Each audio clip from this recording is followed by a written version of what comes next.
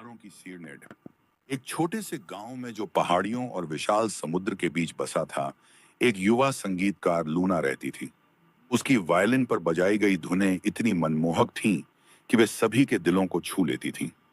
एक स्पष्ट तारों भरी रात, लूना ने समुद्र तट पर अपनी वायलिन बजाने का फैसला किया और संगीत को समुद्र की ओर बहने दिया।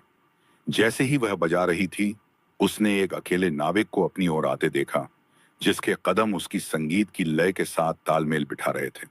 नाविक, जिसका नाम फिन था, घर से दूर था और लूना की धुन ने उसे शांति और अपने प्रियजनों की याद दिला दी।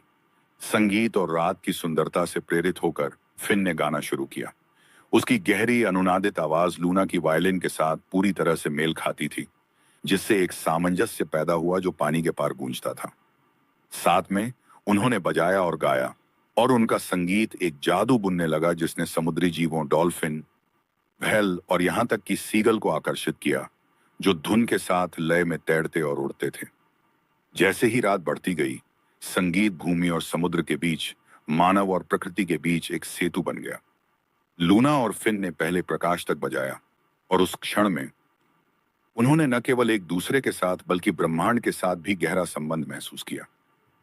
उस रात के बाद से लूना और फिन हर बार जब तारे सही तरीके से संरेखित होते थे, समुद्र तट पर मिलते थे और खगोलीय कैनवास के नीचे एक साथ बजाते और गाते थे।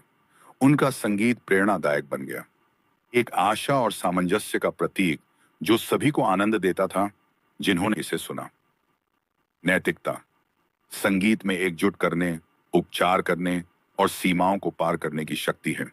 यह शब्दों की तरह हृदय और आत्मा को छू सकता है